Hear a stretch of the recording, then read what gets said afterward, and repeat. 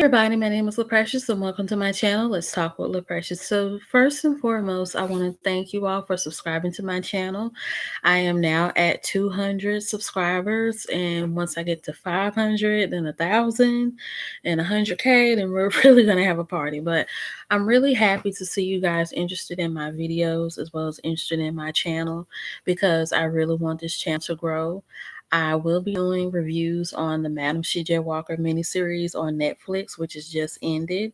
And I thought it was going to last a little longer, but they did say it was limited. So only 4 episodes count as limited. And then tomorrow, the movie on the Clark sisters is going to premiere on Lifetime. And I will be doing the review for that. I plan on doing some more purse reviews, and I'm thinking about doing a lingerie review as well, but not anytime soon. And I'm thinking about getting those UGG slippers that everybody has been showing off and wearing on Instagram. They're really cute and really pretty, and they cost $100. I got the money to get them, but I really want to use my money for other things other than slippers. But I'll just have to see how it goes because I really like those UGG slippers. And let's see. Yeah, so I'll be pretty much doing reviews on those. Now, I did want to talk about other things tonight other than where my channel will be. Just so you know, you guys, I finally become committed to YouTube. And YouTube now is really fun. And I'm really getting some creative ideas about what to do with my channel. I do know that I need to get a brand new camera. Instead of me using my computer camera, I would like to get an official YouTube camera where I'll be able to set it up in my room and use proper lighting and maybe a background or two so that I look clearer and more brighter and not this fuzzy camera crap, 2006, 2008-ish. But I want to look new and improved as well as updated when it comes to my channel. So that's pretty much, so far what I have to say about my channel. I would like to do vlogs. I would like to do some more travel and reviews. And I would like to do restaurant reviews. I'm glad that you guys liked my mukbang from yesterday. It did get about, 34 views and whatnot, but I'm glad you guys looked at it. And I would really like to do some more mukbang ideas. So, to those of you who are interested in my mukbang videos, hey, Beautiful Magic. Oh, hey, Tiana. And so, when it comes to my mukbang, videos. What types of food would you like from me, guys? I said, would you like from me, guys? What kind of food would you like for me? Would you like for me to eat on my channel? I've done ice cream. I've done tropical cafe. I've done a seafood boil that I did. So, what other foods would you guys like for me to eat?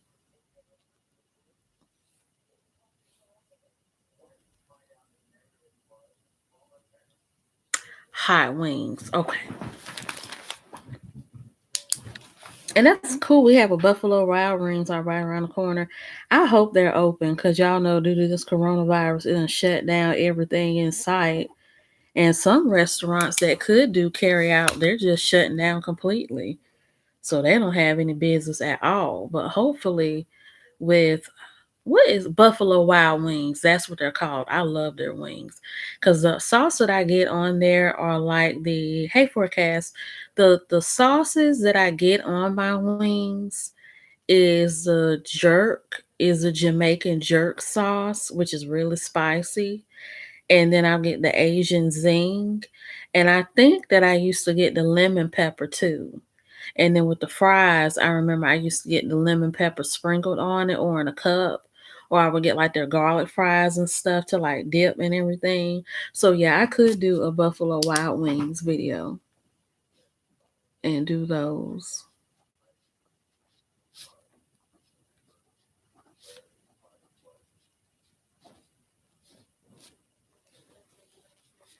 Okay, so hot wings. So, forecast for life and Tiana, what kinds of food would you guys like for me to eat other than hot wings on here? I was thinking about doing an Indian food mukbang, a Chinese mukbang, a Mexican mukbang, and a Puerto Rican mukbang because I love Puerto Rican food, but we don't have any Puerto Rican restaurants. I love to cook, but I don't like to cook a whole lot, like a big meal. I'd rather just buy it. That way I could just sit and eat it. Because the only places I know that have Puerto Rican restaurants is Charlotte. And then when you go to Greensboro, they have like a lot of those. They got a lot of Asian places out there, a lot of fast food and Middle Eastern, like soul food types of places out there. Okay, pizza, Caribbean food, Italian food. Okay,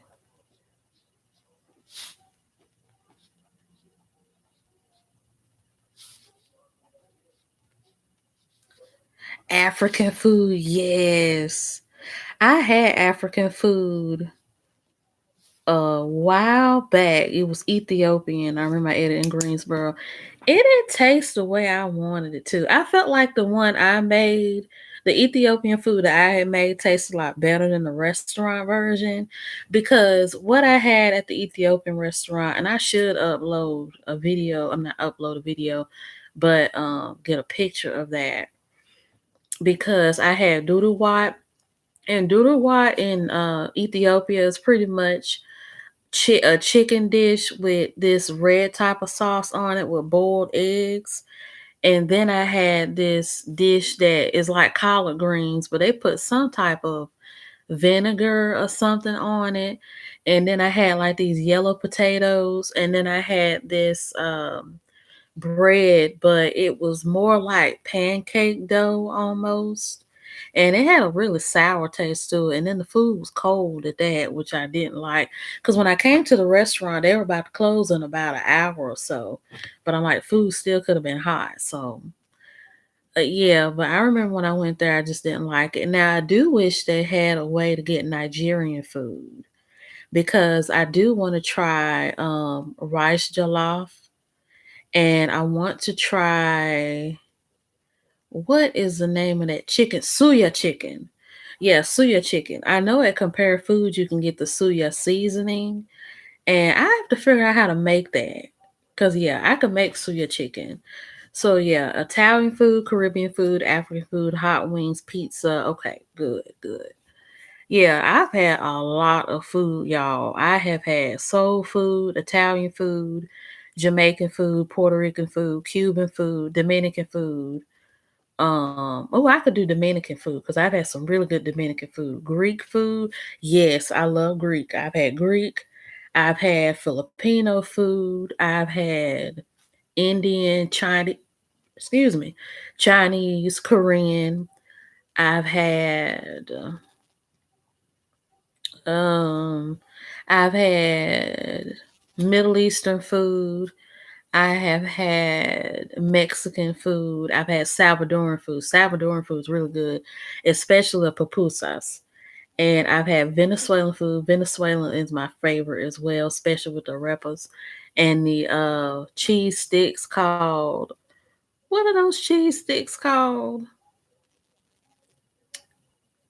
Oh, what are those cheese sticks called? Tequeños, that's what they're called.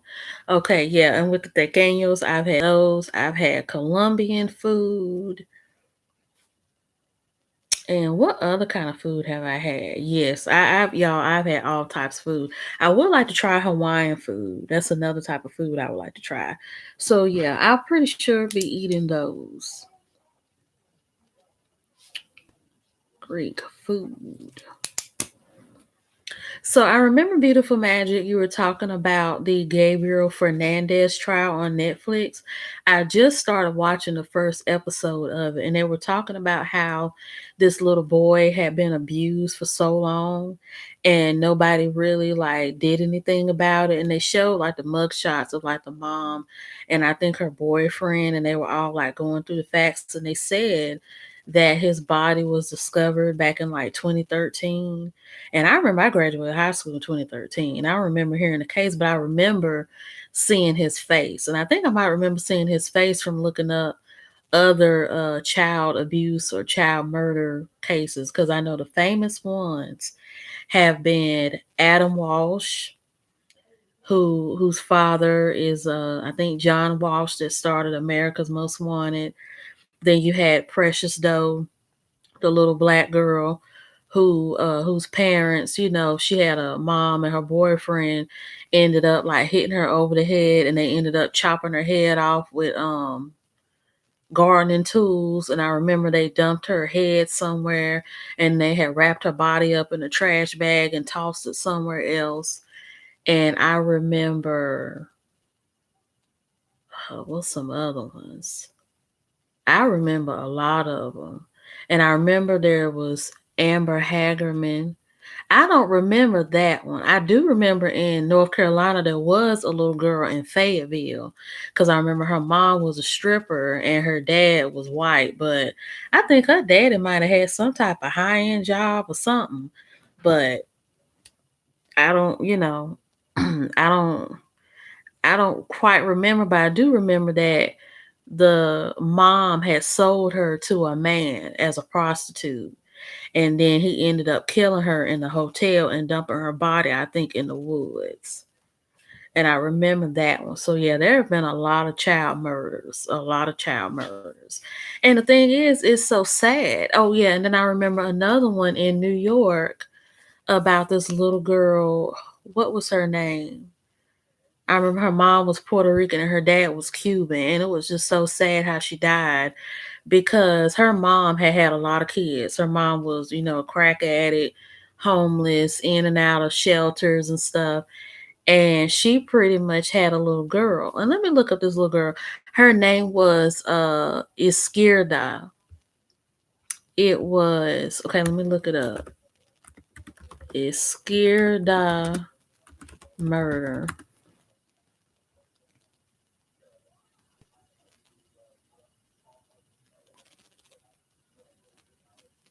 Elissa Izquierdo. Yeah, that was the name of the little girl.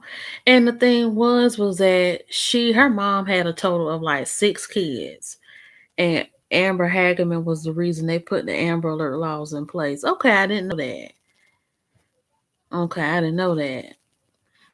And so Eliza Izquierdo was a Hispanic girl in New York, and her mom, was a crack addict. And I remember this little girl was smart. So long story short, this little girl, she was well favored by her dad. Her dad really loved her. And the little girl was so smart in school that an actual prince was willing to pay for her to go to school. And her dad just loved her so much and saw how smart she was, and he really wanted the best for her. And the mom, by the looks of it, was jealous because she would abuse the little girl. She would beat her over the head. She would make her drink urine and piss. She would sodomize her with the brush. She would beat her. And I mean, she would just pretty much mutilate and beat this little girl. And it was all because the daddy was showing so much love to her and not to the mom. And the sad thing about it was that the social workers, they saw what was going on with the little girl, but they just kept putting her with the mom, which was the worst thing she could have did.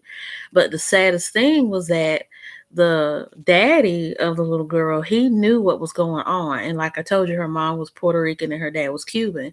And so the dad had planned on taking the little girl to Cuba with him so he could take care of her and get her out of that abusive environment and whatnot. But sadly, he found out he had cancer, and he was like in the late stages of cancer, and he died.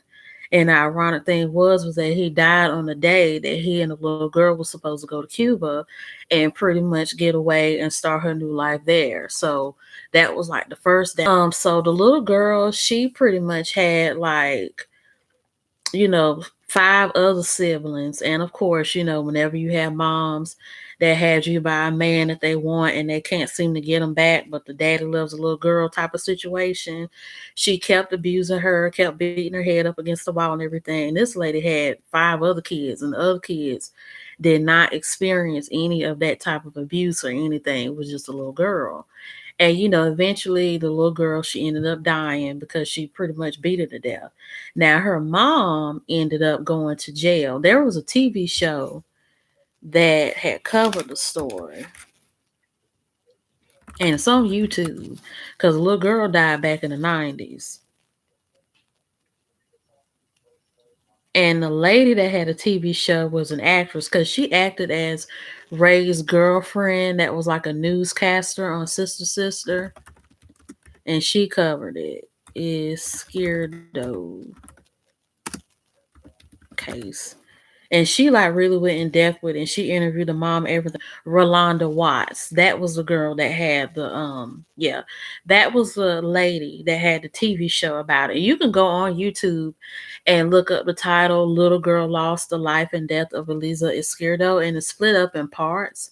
Like the episode, and her mom, as she's talking to her, yeah, Rolanda Watts show, and her mom, as she's like talking, she's like, I didn't kill my baby. She says, I talked to her and I told her that I'm sorry that she died, but I didn't kill her. And then she was saying crazy stuff like somebody broke into the house and killed a little girl.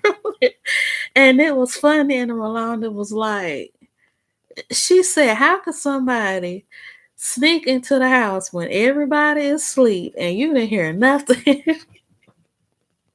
Like it was funny how this lady thought Rolanda was so oblivious to like what she did. She was like, so you saying somebody broke into the house with you and your other 5 children and killed Eliza and didn't nobody hear nothing?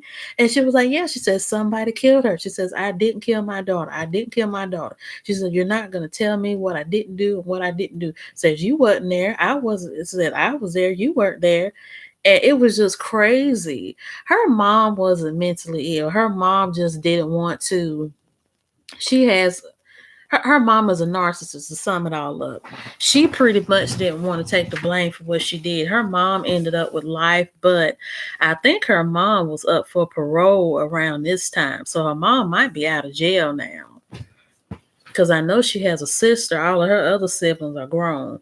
And if you go on, I think Find a Grave with Eliza Izquierdo on it, you'll see like her story and her grave. And then when you scroll down in the comments, her sister, I think, had posted this long thing saying it took her a while for her to forgive her mom and she forgives her for what she did. Because I'm sure her siblings are probably scarred.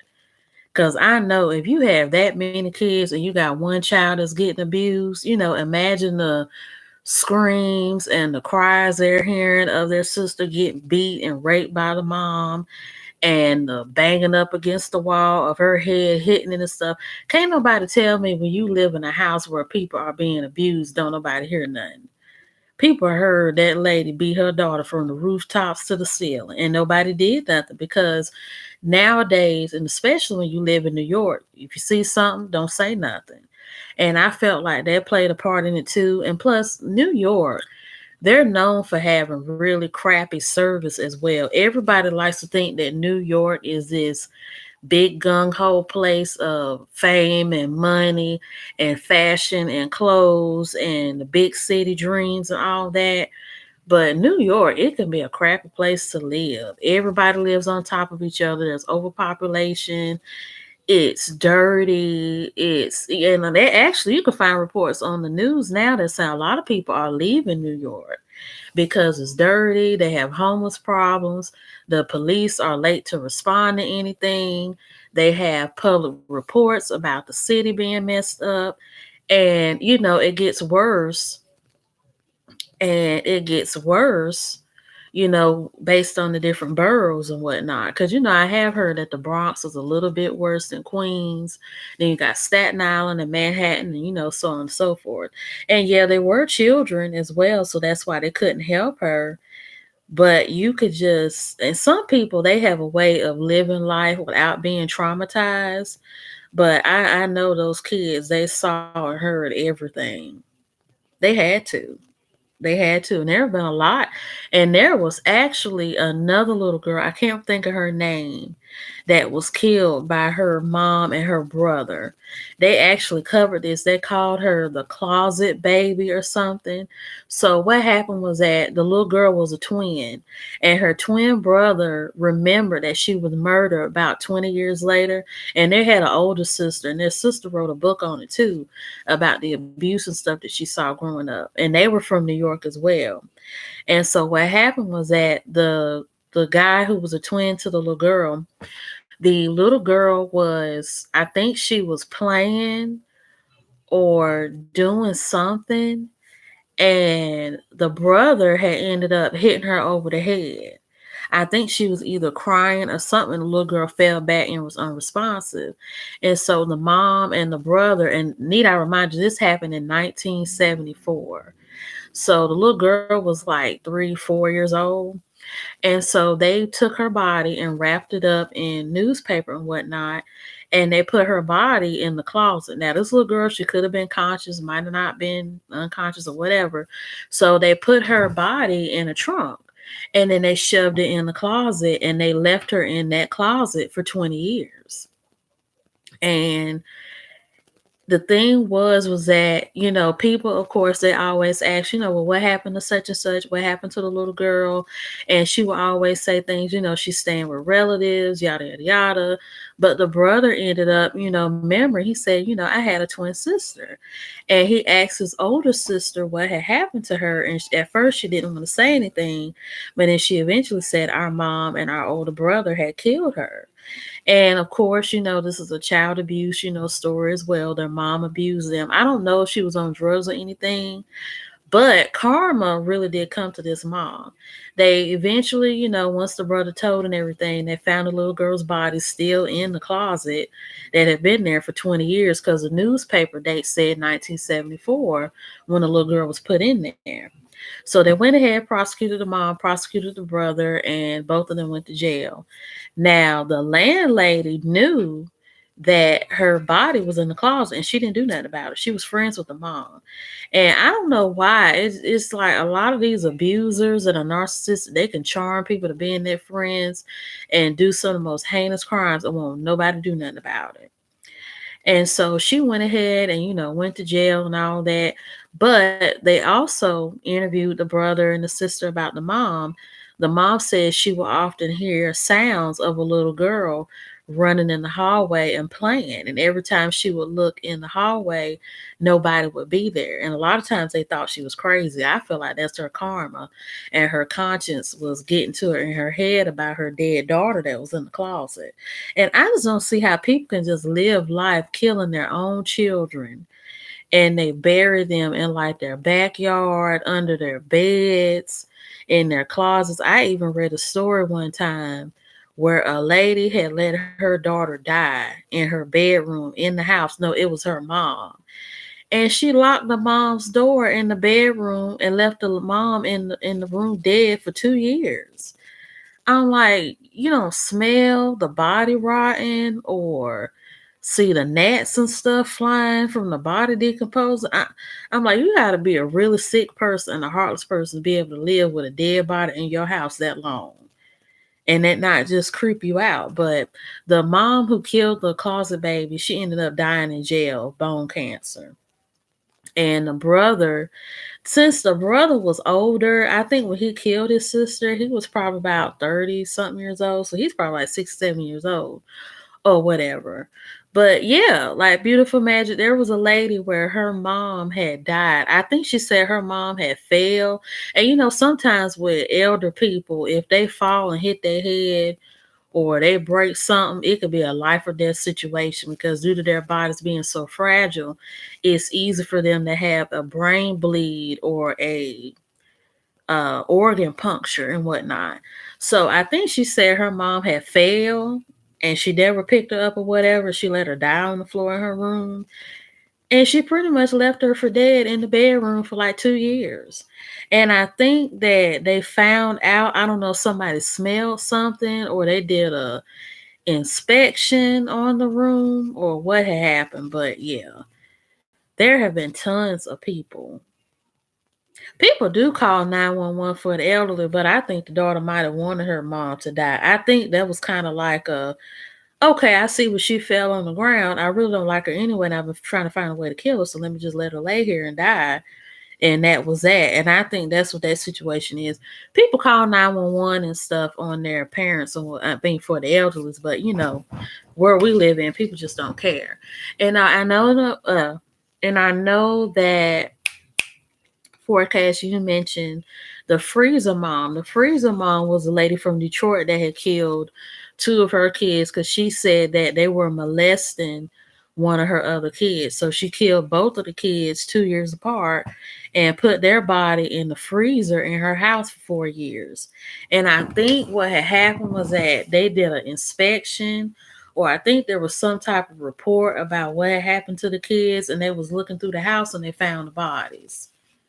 And so yeah, and I mean their mama was a G. She says, "Yeah, I killed my kids, and if I had a chance again, I would do it again." She was like telling the judge, she says, "Don't touch me. I don't want to hear it." She says, "I just want to hear my sentence. Like I ain't gotta be here for this or nothing." Like she acted like she put out a hit on her kids from the mob. Like for real. Like she acted like she says, "I don't want to hear my verdict." She said, "I already know I'm going to jail. I'm willing to take my sentence, and that's that. And that's all I gotta say." She said, she, and I mean, she wasn't having it. She says, "Yeah, I killed my kids and I do it again because they were the ones that did that to my kids." And she's like some of those mothers where their children kind of repeat the cycle that they were in, because there's this interview of her on YouTube where the interview was done in the UK. And I think the guy that interviewed her was British as well, but she's in Detroit, so he went there to interview her. So she was known as a freezer mom. And she pretty much said that when she was a child, her mother had a friend that lived in the neighborhood that molested her. And the mama knew it and she didn't do nothing about it, and she just wanted her to get over it. And she was saying, kids end up having problems and issues because I just told you this person did this to me and you didn't do nothing about it. And I'm a child and I'm innocent. I can't do nothing. I'm looking to you as the mom for you to do something and to handle it. She said, "You still hanging out with her and you still talking to this lady and all that. You knew she did this to me." And she's like, "So how am I supposed to feel?" And yeah, she did try to fight the daddies verbally because when she was not in the courtroom, well, they had to carry out the courtroom too because she was like, she says, "Y'all was never there for them." She says, "Y'all never called them." She says, "Y'all never sent over Pampers or nothing." She says, "Don't try to come up here saying you want these kids and you sad." Says, "Where were you when I tried to call Stacey? Stacey didn't even want to come to the phone about these kids." Like she was getting them told, and they said, "Miss such and such, you ought to have to be quiet. Miss such and such," and she was like, "Okay, we got to carry you out." And they literally about picked this lady up and carried her out of the courtroom and out of the listening room because she wouldn't let none of them come up there and handle. And that's the only time I've ever seen a mother that adamant about what she did and even getting people told as she's trying to be read the verdict and everything. Because she said the girlfriends did more for the children than the father did. Yeah. Yeah, because she had both of the kids by two different dads. Because I remember one was like this tall, dark skinned guy, and the other one was like a brown skinned, light skinned dude.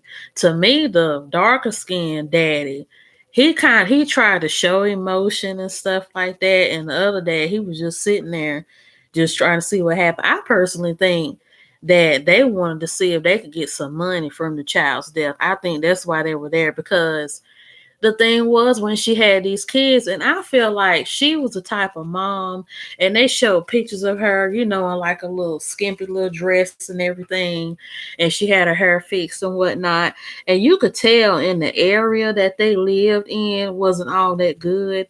And I think she said she was getting food stamps and whatnot for the kids, because I think she was the type of mom that had lived a life based off of the resentment and the hurt that she lived through as a child. And she just didn't know any better and didn't really get that much. And she just met these men in her life that probably mimicked the men she was probably messed around with as a child or saw growing up or thought she could find solace in. And she just had kids with them and stuff, and they just did her in. Now, as far as her kids like molesting the other child, that would be really sick minded if they did, but I just don't know. And see, that's the only thing about that case, is that do we really know if those children did that or not? Because, in my opinion, there's no evidence of it.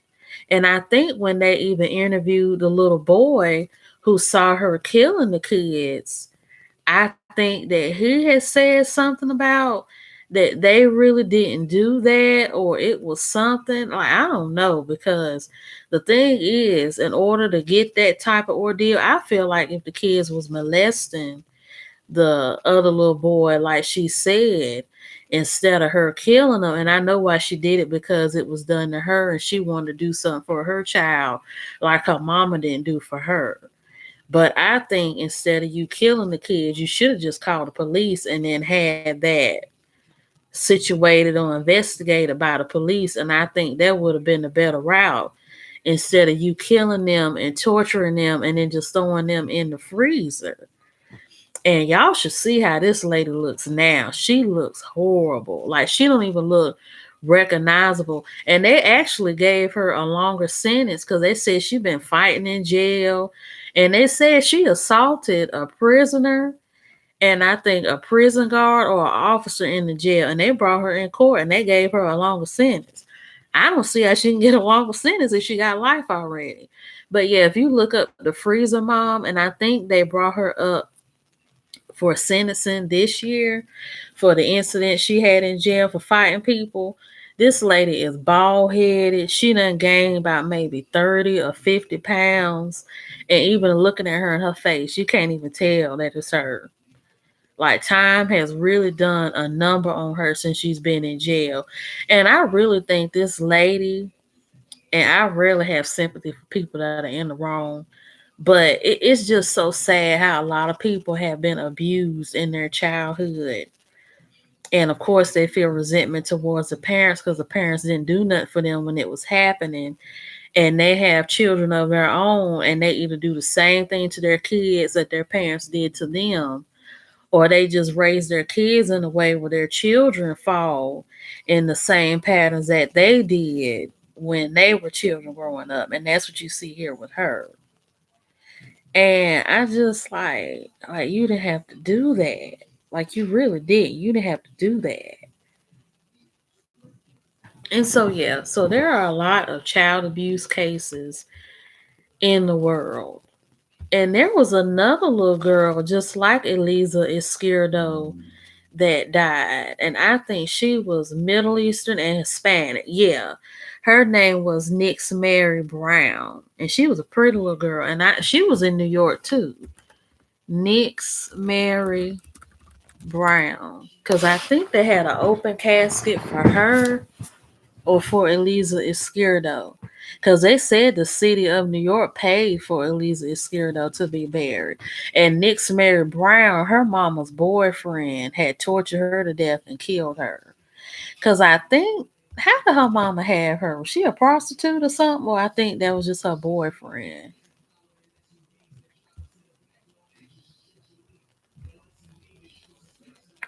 Oh, fridge mom. I put refrigerator like, I mean, same thing, freezer mom, whatever.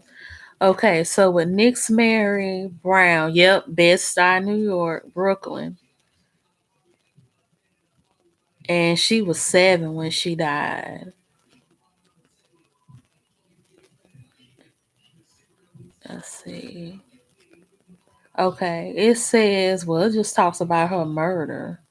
I think you have to go on like other websites to find out like how she was born and all that kind of stuff.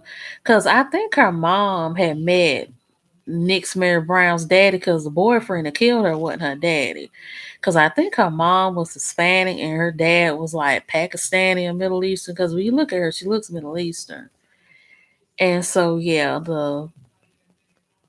mama's boyfriend pretty much, raped and abused her and put her in a cage and beat her and spat on her and everything. And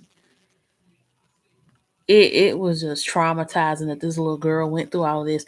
And the thing is, even when you look up Nix Mary Brown's pictures, when she was alive, you could see where she had black eyes.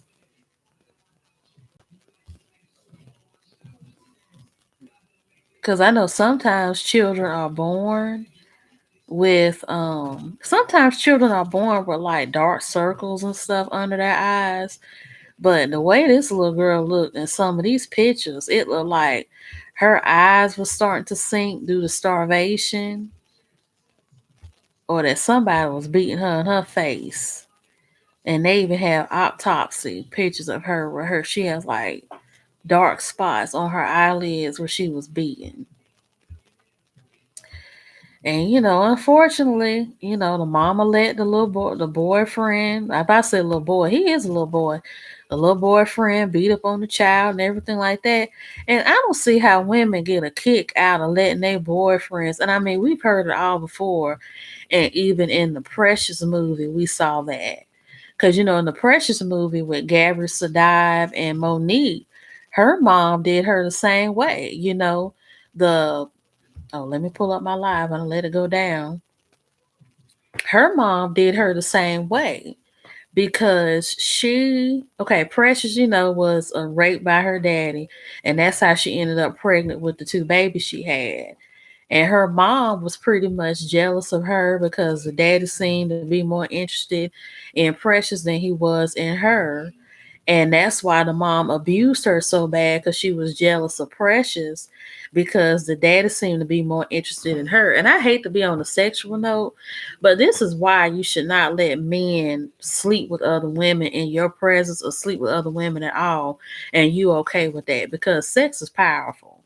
I was talking to a friend the other day about this, and that's why they call sex with men you don't know or sex with men that don't love you dangerous because you're at risk of getting your feelings hurt, having a soul tie, and things you just don't want.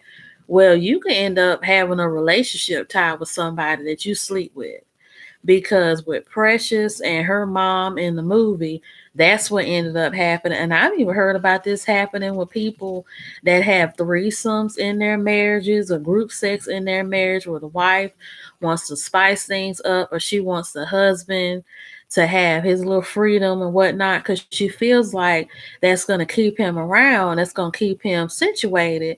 And she only ends up making things worse because sex is powerful because you don't know, your man, he can end up finding another poom poom that's better than yours. And, and that's just what it is, and that's something you can't control. That's something you can't master and exercise and just learn. If you got a magic poom poom, you got a magic poom poom. If not, then oh well. But I feel like that's what happened with Precious and her mom and with other women. And Precious' mom couldn't handle the fact. And she later talked about this in the scene when Mariah Carey played the counselor. And she was talking to Precious's mom about stuff. And she talked about how when she would have Precious in the bed with her and Carl, who was the dad, and the daddy ended up dying of AIDS. And Precious was diagnosed with HIV in the movie. And it was because of her having sex with her dad. And so she was pretty much saying, Carl would molest the baby in the bed when she was there. And she pretty much didn't do nothing because he would cuss her out, tell her to shut her fat ass up and all that. And she listened because she felt like she told her, she says, I had a man and I had a child. And she said, I had to keep my child up, but I had to keep my man. And she was like, so you let a man molest your daughter in order to keep him. And that's pretty much what she did. But Precious' mom didn't see how she created her own hate and demise of their relationship with her daughter because she got jealous of her daughter because her man pretty much chose her daughter over her and had two kids with the daughter.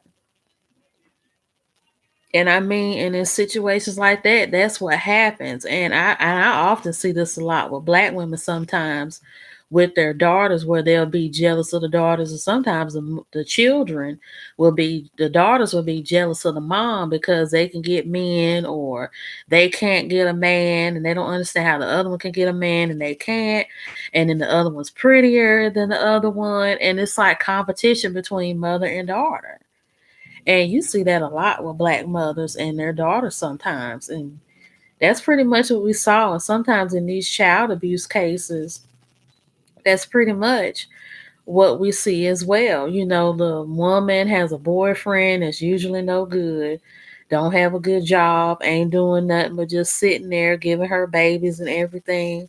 And they see where he has a sexual attraction in the daughter, and they think, well, maybe if I let him, touch her, molest her, that'll probably grow her up and make her a woman, because I've heard of that too.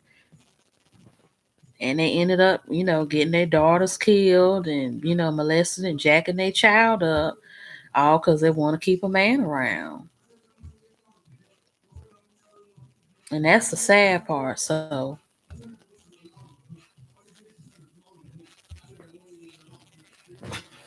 do any of you guys have any questions? Or what about some video topics that you guys want me to talk about as well?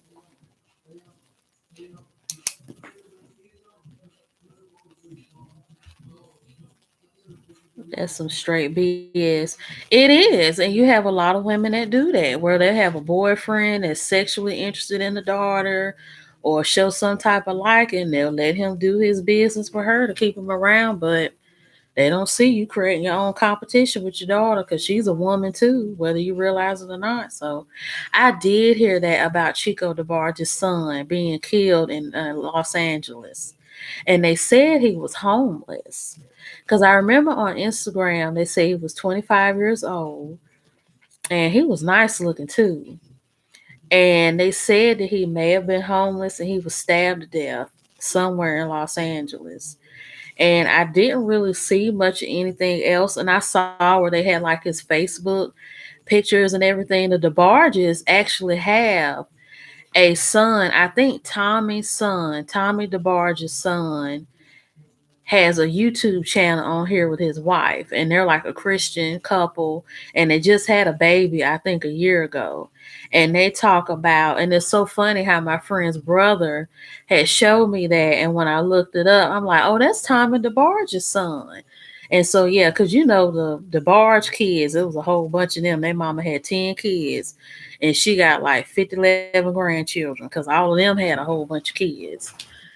And so music reviews, okay. And yeah, but it's really sad that his son died like that and he was so young. And I don't know what it is, and it's kind of scary, because what I'm seeing right now, other than this coronavirus killing people, I'm seeing a lot of people have heart conditions and heart attacks. And it's a lot of musicians that's dying young. You had Juice World that died at 21 from an accidental overdose. Then you had Allie J. And y'all know that Allie J, let's see, let me see if I'm saying her name right. I think her name was Allie J.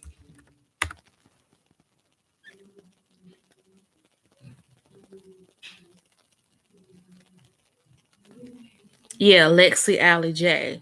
Then you had Lexi Allie J that died from an accidental overdose of ethanol and opioids. But I think she might have been party drinking and popping pills, and that's what happened with her, where she had too much of them chemicals in her system and it just fizzled her out.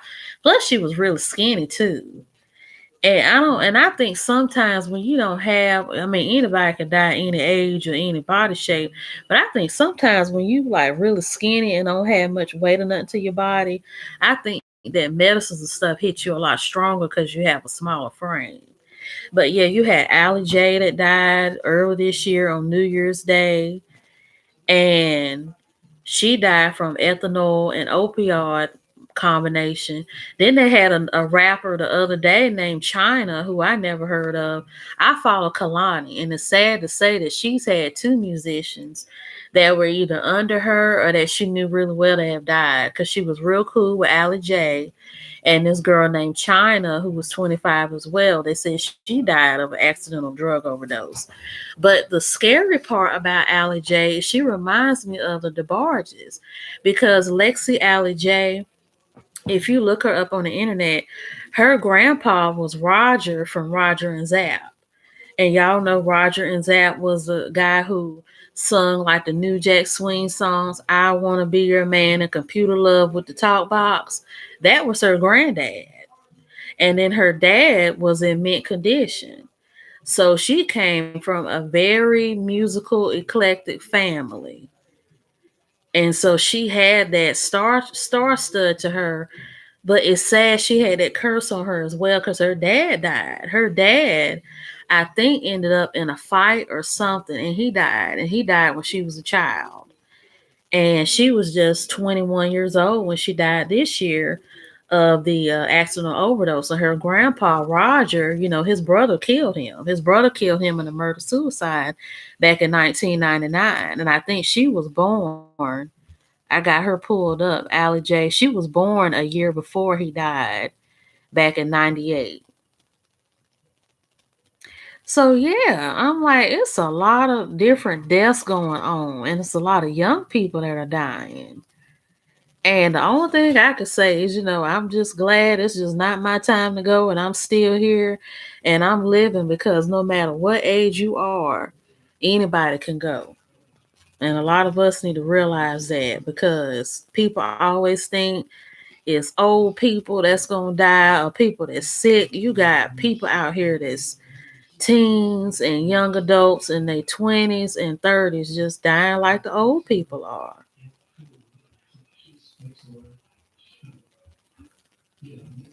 But yeah, it's a lot. And then with the DeBarges, like Chico, he has had some struggles in his life, just like his other siblings.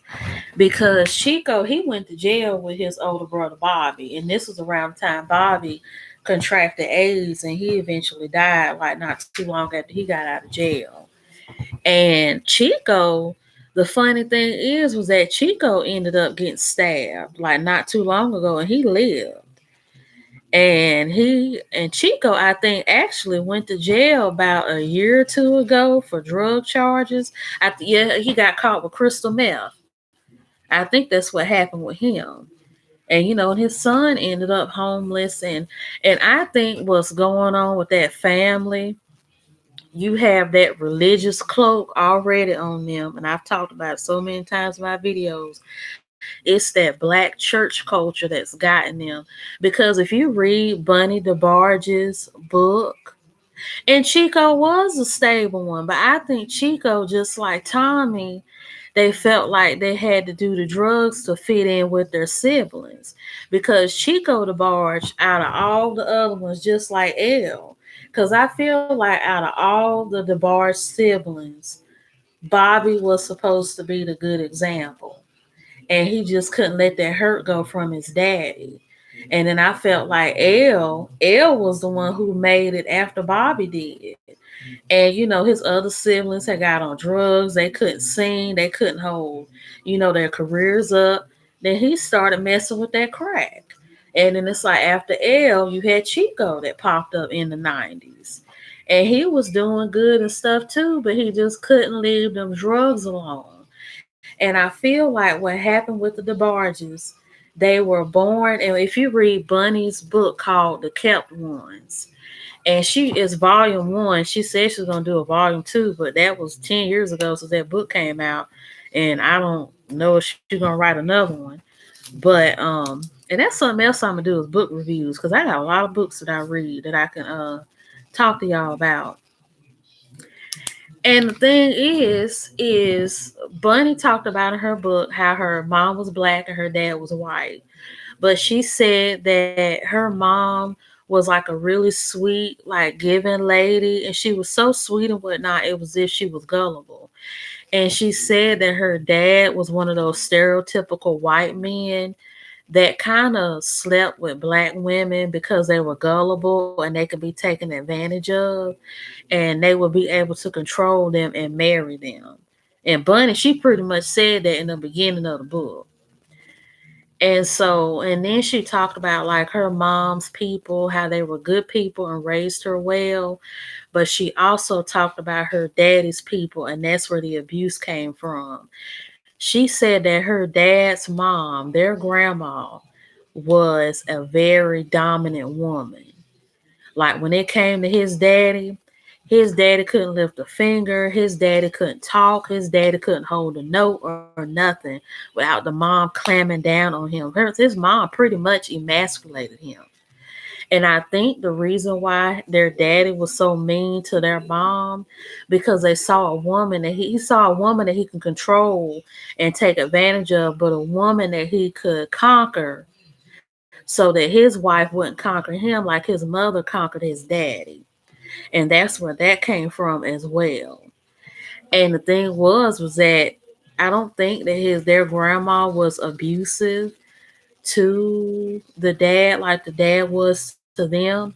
And of course, this is like 1950s and stuff. And y'all know around this time in the United States, if you were a black white couple, it was not easy for you in some places. Now, the DeBarges, they were born in Grand Rapids, Detroit area of Michigan. And I've always heard because the lady who did that song called A Freak Like Me, let me look up her name. She was born in Grand Rapids. And she said that when she, and except this was like 20, 30 years after the barges. So, things got better. She said that it was a very like mixed area where you had like different cultures and stuff mixing. And that's what she liked about it because she didn't feel out of place. Adina Howard. Yeah, Adina Howard, she was born up in Grand Rapids, Michigan area where the DeBarges came from. And so, but when the DeBarges were there, it was very hard for them because the thing about their daddy was that he knew he could control their mom because she was a woman, but he also knew that due to her being black, he had that control over her as well. Because if you look at the DeBarges unsung, they said that whenever the police was called, they wouldn't do nothing because you got a black woman and a white man accusing a white man of doing something. Y'all know back then in Jim Crow days, if white people did something, they was covered. If the black people accused them, they either went to jail or got lynched. And that's just how it was back then. And so that's why it was a double whammy for their mama in that abuse. Yeah, that was the same thing too about them being biracial, and they did talk about them struggling with that as well because they said they kids wouldn't accept them because they wasn't black, and then they wasn't white, so they just felt like nobody liked them, and they had to fight all the time.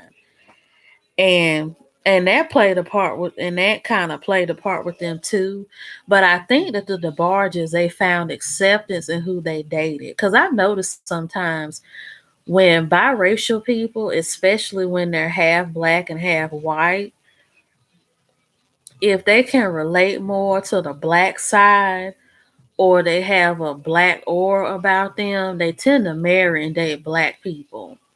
But if they have more of a white appearance or a non-black appearance and they have more of that spirit, they tend to date and fellowship with people of that race. Cause I've seen that with the DeBarges and they, even that girl with y'all tell me the name of that girl who plays Serena Williams in the tennis tournament that is half Haitian and half Japanese.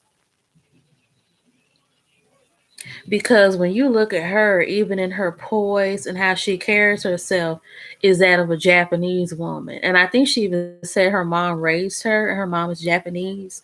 But she's dark skinned, but she has like Japanese features. And you could tell by her poise and the way she carries herself is that of a Japanese woman. And then you have Princess Love, who's Ray J's baby mama now because they done broke up. And even with A. Marie, who was half Korean and half black, the way that they carry themselves is that of Asian women. And I mean, if you got an Asian mama, that's what you're gonna come off as. Now, Sweetie, the rapper, she's half black and half Chinese Filipino, but she comes off as black to me. Yeah, A. Marie, she comes off as black to me because she has like that hood swag about her, but she's real in touch with her like Asian, with her Chinese and Filipino roots. She knows she's black, but she takes pride in her being Asian too. So Sweetie, I would say, has that balance, but you have some biracial people where they just can't seem to find that balance because if they don't fit in. Yeah, Princess Love is mixed. She's I think half Vietnamese and half black. And yeah, I just noticed that about biracial people sometimes if they don't feel the groove of one side of them, and they'll go with the other side. And if they can get away with it, they'll play it with their looks, by them being mixed with this, or I could be this, or them being this with that, I could be that, so they can balance it out.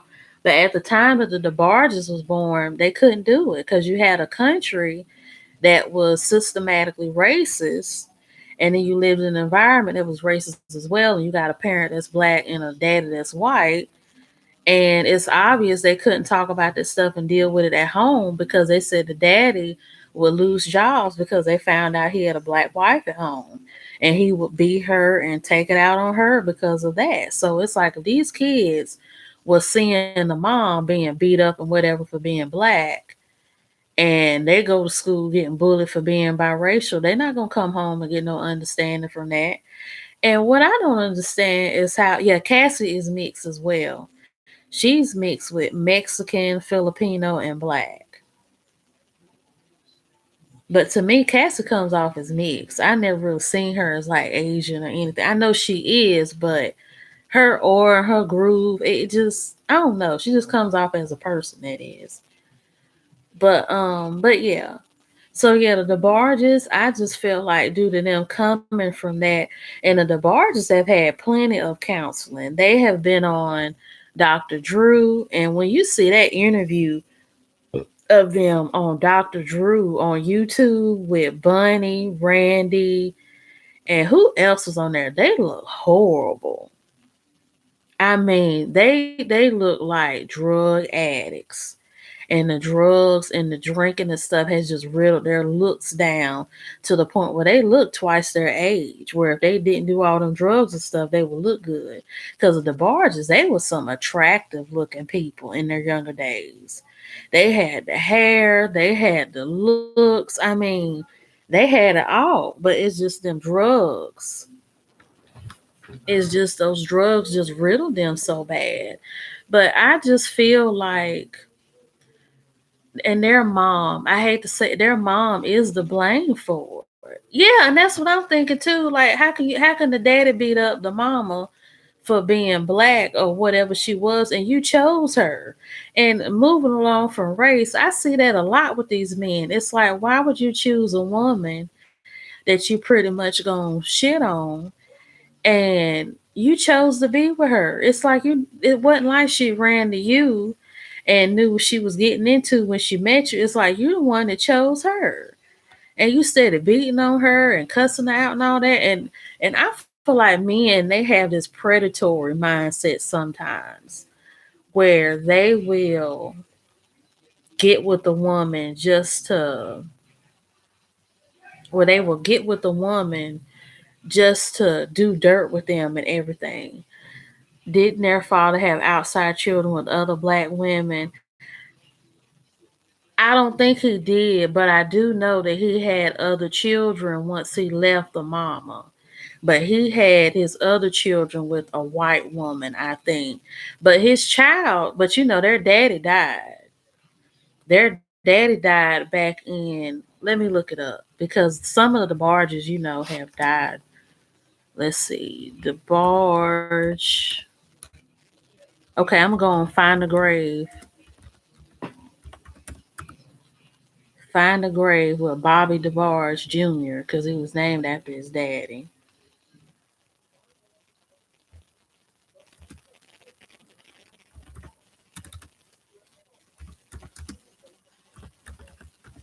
Okay, find a grave.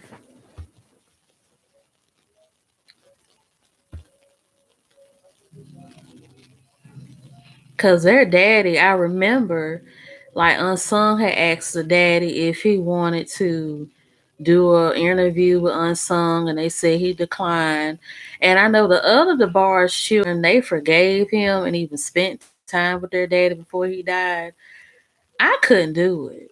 I'm gonna be honest with y'all. Even if I wasn't the child that got abused, and I hate when parents do that to kids. They have a whole bunch of kids and they choose certain ones to abuse, and the other kids don't get abused and stuff like that. And it's like the other kids will still love the parent that abused the other child. I just couldn't do that to my sibling. I'm like, how do you say you love us as a father and you want us to respect you and you like selectively abuse like the kids? Because that was Bobby's main pain in the movie, the Bobby DeBarge story movie, was that, and I know even though that movie wasn't 100% accurate, that was a disgrace to his legacy. But even though he expressed, that movie was the way it was, I believe that Bobby had a lot of resentments too in his life about how his siblings and stuff were treated. Because, he and James was like, you bullied and abused me. Like, we may be brothers, but we're not friends. And then, Bobby was saying, you got favored, you got more love, and daddy loved you more than he loved me. Like, he would always beat me, and he was like he hated me and everything. And there was some sexual abuse that went on between the daddy and the kids too, because y'all do know that Bobby was bisexual. And the other brother Tommy, he wrote a book as well called There Never Be. And you could buy that book on Amazon too, unless they start making copies of it. Because I think at one time they were available, but I think they might have stopped making copies unless you get a hard copy. But yeah, their daddy sexually abused Bunny and Bobby, and that's why Bobby had sexuality issues as well. And they talk, and now see, they didn't talk about that in the unsung in the beginning with the DeBarges, but they talked about it in the Switch unsung. And I think at the time that the unsung came out in the black community in the early 2000s up until like 2012, homosexuality was just not discussed in the black community at all, if not a whole lot like it is now. So when it came to a lot of those like legendary black entertainers and stuff, if they were gay or whatever, you just didn't hear about it, it was swept under the rug. But now since they talk about it and whatnot, Patti LaBelle outed Luther Vandross, and she admitted that he was gay. And now they're starting to talk about other people, including Bobby DeBarge, that were gay or bisexual. Because now it's open field to talk about this stuff now.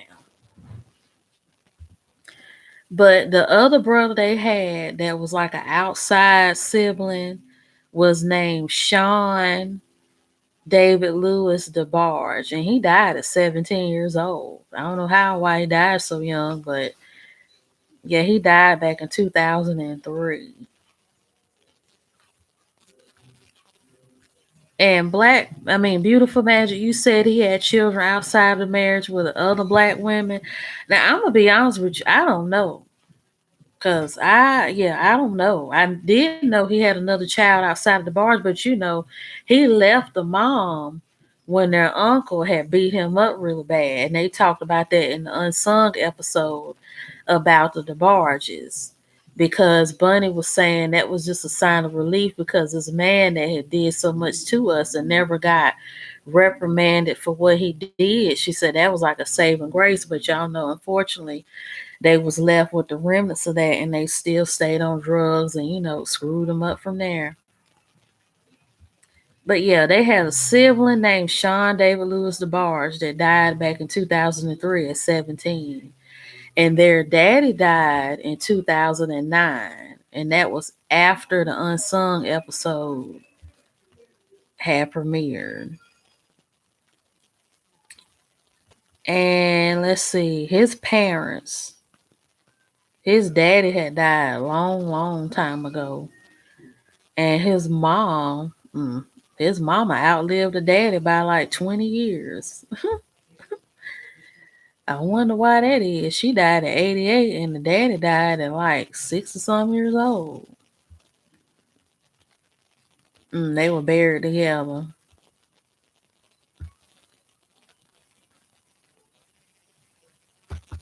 Can't get no zoom in picture on the grave site. Okay, and their daddy had other siblings as well. Now Bunny said that her daddy's people didn't want nothing to do with them because they had a black mama, and they had biracial children, so their daddy's people never did have anything to do with them.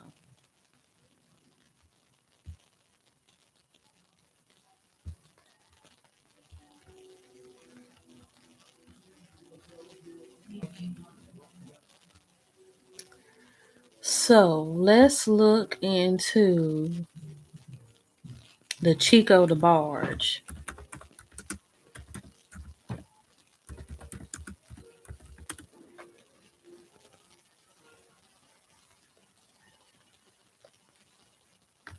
Okay, Chico DeBarge's sons.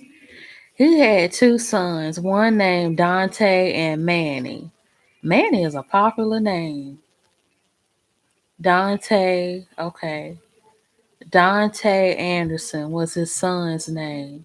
Now it's saying his son was 35. Okay, who got the right story? Now you got BET that broke the news. I heard about this story like last week on Instagram. Instagram is my news, y'all. I find out stuff on Instagram before I even find it out on the news. Okay. Reportedly murdered in Los Angeles. Sources report 35-year-old was found fatally bleeding out in the street. Dante was allegedly killed last Thursday in Van Nuys area of Los Angeles. He was found by the police bleeding out in the street from multiple wounds. They administered aid in an attempt to resuscitate him, but unfortunately, he succumbed to his injuries and was pronounced dead on the scene. Was found multiple stab wounds. No suspects have been connected. Okay, I'm sorry, y'all. This music playing on here. Okay. Has been no suspects have been connected to the incident. Unknown if this was murder. This murder was gang related. The police are actively investigating the stabbing incident. While the police did not deny nor confirm if Dante was the alleged victim, some of his family members, friends, close ones took to social media to mourn his death. Chico DeBarge has not publicly addressed his son's passing. They said he might have been homeless, because that's what I read. Okay, let me read rolling out. Because y'all know that you have to read about 5-10 news reports before you get the whole story. Okay, allegedly murdered in LA. Believed stabbed to death. In the scene. Homicide occurred at the above location. Multiple stab wounds, dead at the scene, unknown gang related. Rolling out, added. Get to release the name of the deceased in question. Several relatives post-tribute to son, but the father chick was best known as. Talk to me. Here are a few relatives speaking out by Anderson on Facebook. Shelly McAdoo. Yeah, y'all can find the whole DeBarge family on Facebook. They got everything posted on Facebook.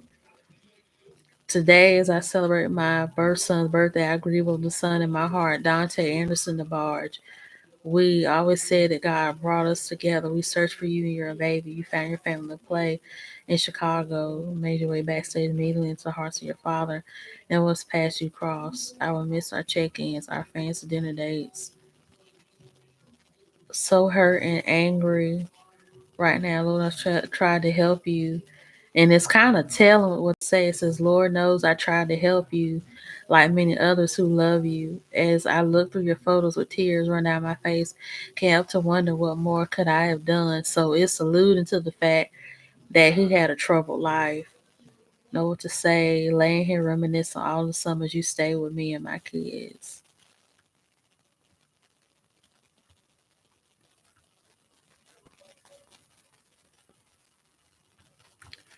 So it appears he was a well-loved person.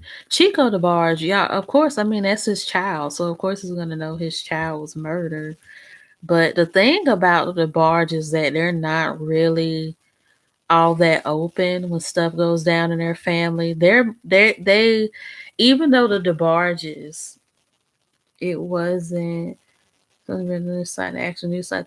Yeah, and the thing about the DeBarges is that they never speak on anything publicly unless they're like interviewed or people start talking too much and they get riled up and they'll say something from either Twitter or Facebook. But other than that, when anything happens in the DeBarge family, it comes out in the news and you have to read it to find out because they won't say nothing. Even though they're not as famous as they were in the 80s, they still respond to things like a celebrity family.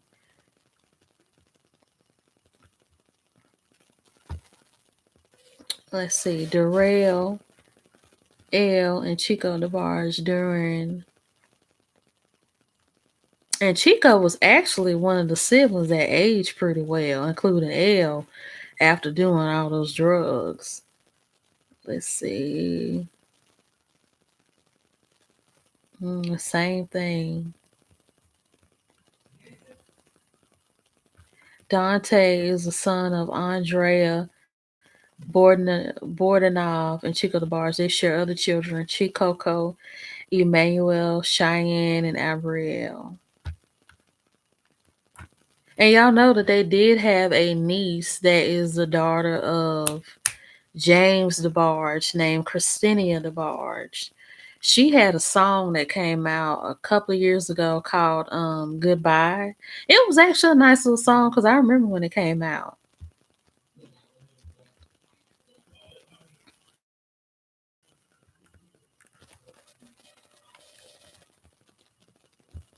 But yeah, y'all, I'm not finding anything else about his son because, like I said, they really don't put that much information about themselves on the internet unless it's other family members and whatnot. But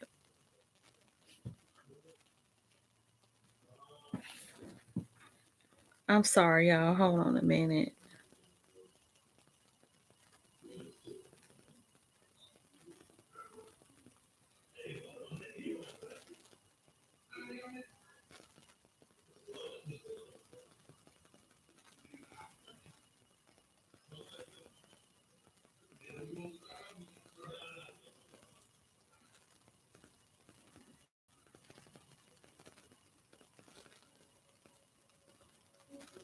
Today is the 10th. Let me see this on my email.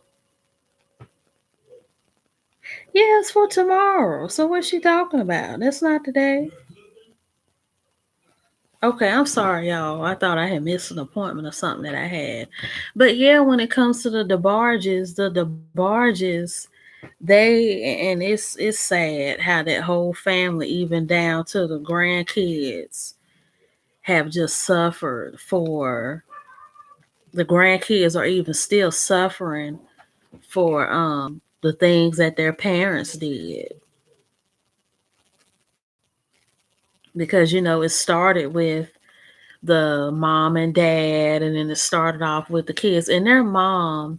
And even Bunny had talked about it. Bunny, she even experienced a lot of regret and a lot of resentment with her mom because she said she always felt like her mom didn't really like her and her mom ignored her and she paid more attention to the other siblings. And I've always wanted to have a whole bunch of kids. I used to want to have 10 kids and I bumped it to 7 and now 5. Cause I would just like to have, a lot of kids to have a big family and everything. And I hope this doesn't send one of them to a dark place that they can't return from. Yeah, I know. But the thing is, it's like Bunny, she dealt with a lot with her mom. And she said even when she would try to talk to her mom, and I hate to say it in the black community, especially when we deal with them grandmas and them mamas sometimes, especially if you got an old school mama. Now, new age mamas don't act like that. They just yell and holler. But if you had like an old school mama from like the 1960s and 50s and stuff, they would throw off their religion. As soon as you try to say, well, mama, I really didn't like what you did. Well, the Bible says to honor your mother and not father. You're not supposed to talk to me like that. I did the best I could with you. I raised you. I kept you up. I did this. So you can't say I did anything. And then she would say her mom will often do that to her, or sometimes say, well, why are you talking about that? The past is the past, let the Lord handle it. And it seems like the mom would use religion a lot to cover stuff up because when you go on YouTube, the DeBarges, they have a gospel album. They have scenes of them being in church singing. And we all know that from 90s kids back, church was a part of our everyday lives. We stayed in church on Sundays. We dressed in our Sunday best. We clapped, we cried, we shouted. When we came home, we changed out our clothes at Sunday dinner. We would look at TV and get ready for bed and be ready for school the next day. That's how it was. You wasn't on no phone. You wasn't on no computer. That was family church day. But unfortunately, that's one of those dark things about the black community and the black church is that a lot of crap went on. Because in a lot of black churches, they teach a lot about in denialness and not dealing with things, praying about everything, shouting about everything. Now, one thing I'll say, I have been in the spirit before. Being in the spirit, it brings a sense of relief when you do cry and shout it out, but it still doesn't make the problem go away because in life and in the black community, and I noticed a lot of communities of color because I've seen Hispanics do this, I've seen Asians do this, especially, and Africans, where when it comes to parents doing wrong, when you confront it, I didn't do it. That's not me. I'm the mother. You're the child. You supposed to listen to me, not the other way around. And then you get guilted into being disrespectful and talking back and doing too much and being out of place. And it's like you're just shamed out of your feelings.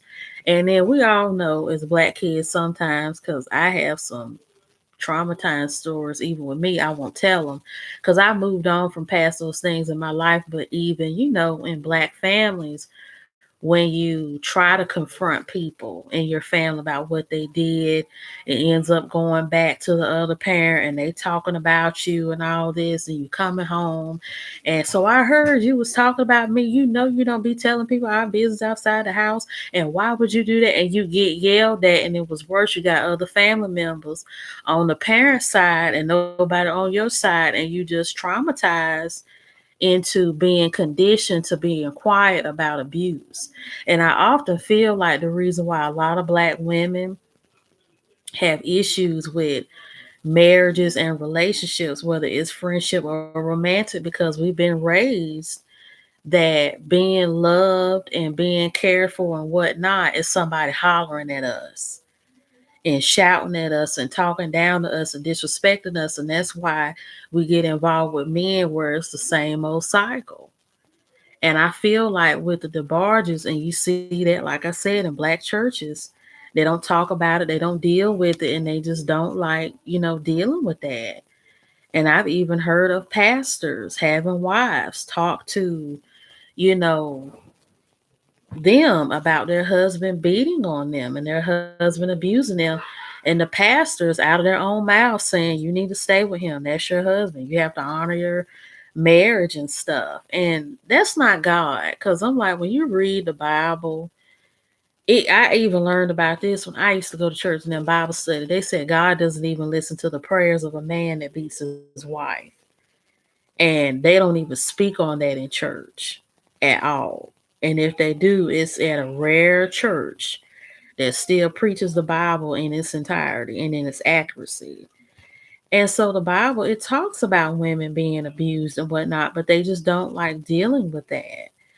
And I felt like, black church culture was the reason for their demise and just the in denialness and whatnot. But I just really feel like with the DeBarges, if they would have had somebody tell them, like, do y'all not know how special y'all are? Like, y'all, like the DeBarges, anybody will tell you this. The DeBarges is one of the only old school groups that's heavily sampled. You've had Tupac, Biggie Smalls, Ashanti, um, Rich Boy. Y'all remember that song? Rich Boy sitting there, all the haters want a jet. Tight, don't sweat, just bought a Cadillac. Those some D's on it. Y'all know Bobby DeBarge was the one speaking at the beginning of the song from the I Call Your Name. And he sampled that. And the beat throughout the song is riding off of that song. And and I didn't know that was DeBarge until I found out about the DeBarges because I always loved their music and I never knew who they were till the unsung till the unsung episode came out. And so yeah, it's like the DeBarges, they were like the Jacksons. And it's like they were so musically gifted and talented. And the thing was they didn't even realize that out of all the abuse they went through, their music was their escape. And they even made money to escape that because I feel like, and they didn't even realize that they were blessed to be that musically gifted and they were able to keep that blessing in the midst of all that abuse and it made them famous. And I wish somebody would have told them, you guys may have been abused and went through, but you're not there anymore. You can buy a house and be away from y'all's daddy. You can buy a house and be away from y'all's mom. Y'all can pay for counselors to help you with your addictions and things of that nature. You guys can sing about your pain and whatnot that you're going through. Prince did it. Purple Rain was actually a mix of his feelings. I think about a girl and the abuse and mistreatment he got from his daddy. And look how much money that made Prince. Purple Rain became one of his most known songs and a movie. And so I feel like with the DeBarges, they could have turned their pain into a profit. And they sung about love and, being young and innocent and whatnot. But I think if they would have really sung about the pain and the hurt that they went through as kids and would have really dealt with it, I think that they probably would have found a better solace. But y'all know, just like the Jacksons. Now, the Jackson 5, I feel like all of them turned out pretty well. Yeah, Purple Rain is on Netflix. I think I watched that one time. And yeah, and so the only person I could say got messed up was Michael, just like Bobby. Except Michael, he lived a lot longer than Bobby did. And I felt like his death just took a lifetime because Michael, he took so much of that medicine and he went to all those doctors and he, was a skinny old man. And he would always walk around in pajamas and he just kept getting that surgery and stuff. And I feel like, Janet. Now, Janet is a talented singer, but she kind of fluked up in the head too in certain aspects. And their sister Latoya was beautiful before she had all that surgery done. Like she was so pretty. And she rocked the baby hairs and stuff before baby hairs was even popular. Because if you look at a lot of like the Jackson Five's old pictures back before any of them was like really, really famous, unless it was like the brothers that were famous. Latoya was beautiful. Like she had this long black, like curly hair, like poofy hair, and then she would wear like the little baby hairs and stuff on the side and like the big pompadour hair. And she dated Bobby DeBarge. Her and Bobby DeBarge were a couple. And yeah, but a lot of the Jacksons, Janet, Michael, Latoya had way too much surgery done, skin bleaching, and failed relationships and stuff. I just feel like Janet Jackson has a better way of hiding it. That's what I see with her. Because they said when Michael's kids was going through stuff, they said Janet has this way of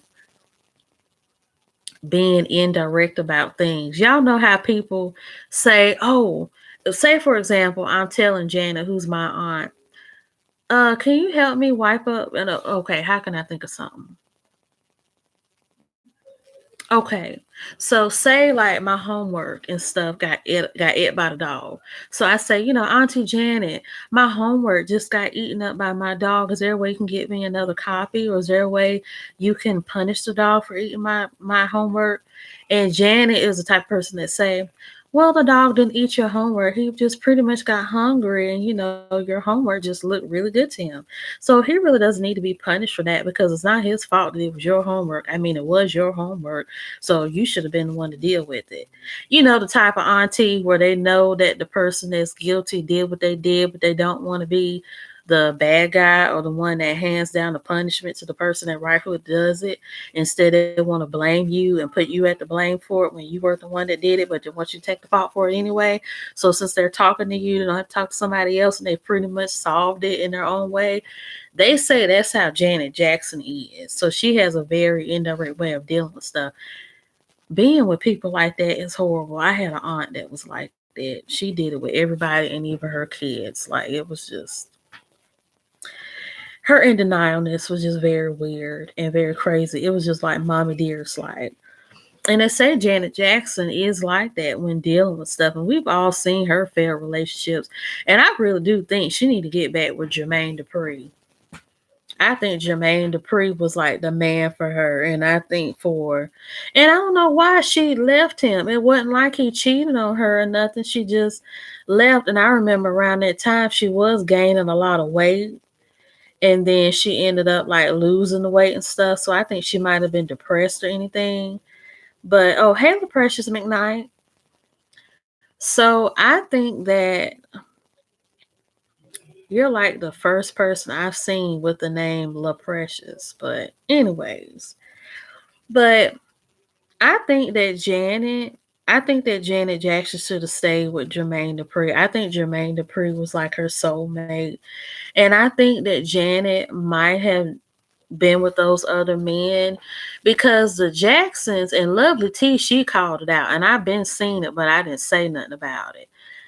The Jacksons, except for Reby, it seems like they're allergic to dating people that are black.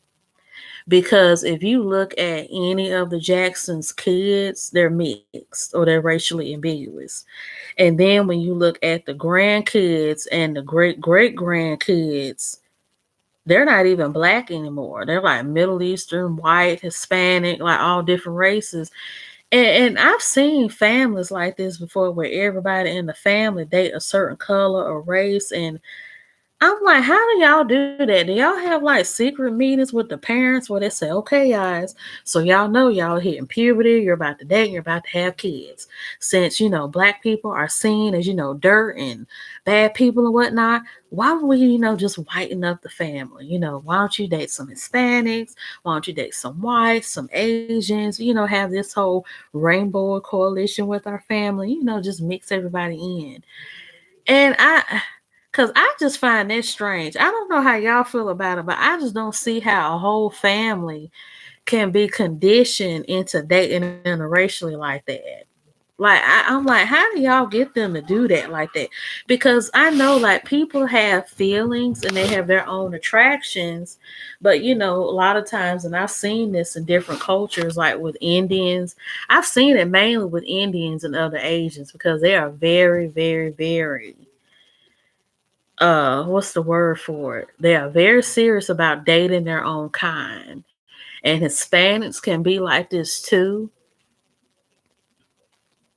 I'm your biggest fan. I've never heard of you, LaPrecious McKnight. But anyways, but I've seen this a little bit with Hispanics, but they date interracially too. And I think it's because of their culture being mixed already. And who else doesn't date interracial? Middle Eastern people. Middle Eastern people, for the most part, don't date interracial, but I have seen them marry and date black people and white people too. But yeah, Asians, I've seen they're the most dominant about dating their own race, unless it's white people. But yeah, the Jacksons wanted the look of the DeBarges.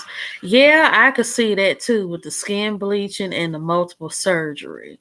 And they probably figured if they had kids, with other races, and they wouldn't have to deal with that. But I think the Jacksons, they were kind of mixed in a way because when you look at them, their mom, she was pretty. And I'm not saying you have to be mixed to be pretty because you could be of any race and be pretty. But their dad, he looks kind of like Rihanna's dad. Y'all know Rihanna is mixed. She's not mixed, but she's mixed. Cause Rihanna is from Barbados, but her mom is Black Guyanese.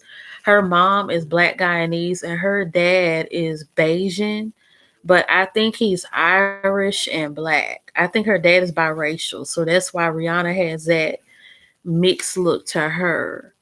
And I think with the Jacksons, their dad is, kind of like, but their mom, to me, I think I read it somewhere. Their mom is mixed with like Black and Native American. Cause Latoya, her hair was long, and that wasn't no weave or nothing back then. But yeah, her mom had like a good grade of hair, and it was long. And Latoya's hair was really long too. So I think the Jacksons kind of had that admixture already, but they just didn't have it to the point where they had white features like the DeBarges did. She looks just like her father. Yeah, Rihanna does look a lot like her dad. And y'all know they reported that Rihanna's dad has COVID-19. And so they said he's really trying to deal with that. And they even reported that BB Winans and his mother and brother have COVID-19. So Corona is really hitting hard for a lot of these famous people because their family members are getting it. Yeah. I saw on Instagram that Rihanna's dad has COVID-19. Rihanna and her dad don't really get along that well. I think she's trying to maneuver around it or maneuver with it. But yeah, her and her dad at first didn't get along because it was with abuse. Because she has spoken about her dad abusing her mom as a child and how her dad just wasn't really there for her like that. And then I do remember he tried to like claim some stuff of Rihanna's as his, and she had to like fight him in court about that. Because y'all know that Rihanna's real name is Robin Rihanna Fenty, and his last name is Fenty. And I think he tried to like claim some money from her or whatever, and they had to go to court about that. So yeah.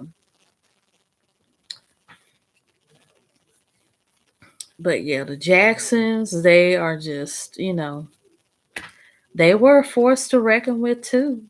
But, I felt like the Jacksons, they had a better success story than the DeBarges. But it's just really unfortunate with Michael. Because Michael really was the star of that family and he did so much. And y'all know another thing that I want to say about this whole cultural appropriation thing. It's so funny now how so many people can't seem to get away with cultural appropriation without somebody saying, "Oh, you're culturally appropriating Asian culture, you're not Asian. Oh, you're culturally appropriating Hispanic culture, you're not Hispanic. Oh, this and oh, that." When you think about it, a lot of people in the 80s and 90s, they paid homage to different cultures, including the Jacksons. When you look at a lot of Michael Jackson and Janet Jackson's music videos, you see native culture, Indian culture, Japanese culture, Egyptian culture. Remember the time that took place in ancient Egypt? Not really, but it really did because of the way they set the scene up. And they paid millions for those music videos. Like back in the day with Janet and Michael, and I don't know if Whitney Houston or the other, black music greats paid that much for their videos. But the Jacksons, Janet and Michael, they paid for their music videos like movies. They spent millions on those movies. They bought the props, they paid the actors. They even had like real movie directors direct some of their videos cuz I think what is the name? What is the name of that movie producer that died last year from a stroke? He produced Baby Boy and Illegal Tender.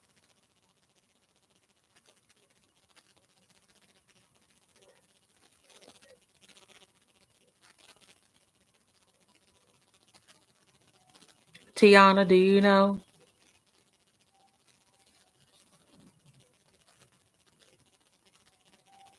It was John Singleton. Got it. Yeah, John Singleton, he actually directed Remember the Time with Michael Jackson. And so yeah, they paid millions, but they were legendary. That's why we remember the Jacksons. They had the dance moves, they had the music videos and everything. I loved Janet Jackson's music videos. The ones that I loved of hers that she did was Together Again that took place in Africa. And this was then during her like not red velvet, the velvet rope, something like that, red velvet. That's when she had like that two-tone hair in the 90s when she had like dark roots and it was like red ends and stuff. And she did that song with Blackstreet called I Get So Lonely. Janet Jackson's song, If I Was Your Girl, pay homage to Asian culture. Yeah, it did. Yeah, it did. And she had that song called Together Again that was about her friend that died from AIDS. Yeah, the Velvet Rope album. Yeah, I love that era with Janet Jackson because I just loved her look. and her makeup that she did with that. But yeah, it was Together Again that she did in Africa. It was like an African setting. And then she did Doesn't Really Matter. That was on the soundtrack of The Clumps. Cause that was like a mix of like new age. It was pretty much like they said the new millennium was gonna be. You know, everybody back in the 90s said in 2020 everybody's gonna be robots and stuff like that. And I liked how the Doesn't Really Matter video was like a mix of that and like Times Square in Tokyo when they were dancing and like the scene with the lights and stuff. And there was another video that she did where she jumped from country to country. Let me look that up because they actually had the dance routine on YouTube for that.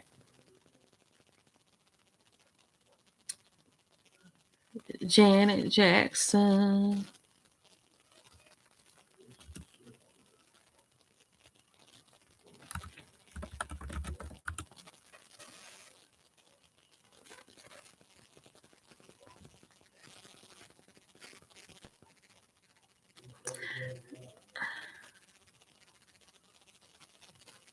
I think it was called like We're Gonna Have a Good Time. And that's what, let's see. We are going to have a good time, Janet Jackson. We'll have a good time. Is that the name of the song? Runaway. That's the name of the song. It's called Runaway. I love that video because it's like the video starts off with her being in like her apartment complex with like a cat. And I think the cat jumps out the window and goes on like the windowsill. And then she jumps out of the windowsill.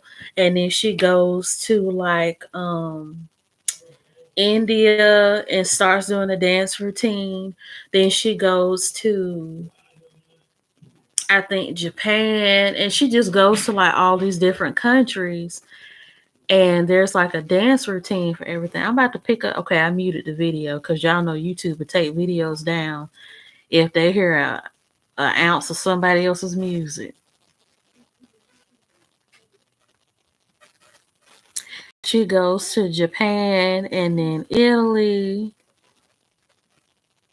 And the thing was about this video, when she was dancing like on the airplanes thing, she was really dancing on that.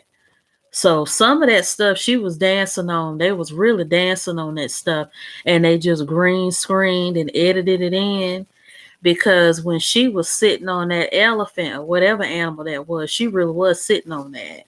Because she even said like she had to position herself to dance like that. And then when they were dancing on like those high buildings, some of them she was dancing on an actual airplane and she was dancing on the top of a building too. So yeah, they had to really be careful with this video because with some of these scenes where she was sitting on stuff and dancing on stuff, she really was dancing and sitting on those things. And see, back then, music videos, they took a lot of hard work. Like these people danced and blood, sweat, and tears. Like blood, sweat, and tears.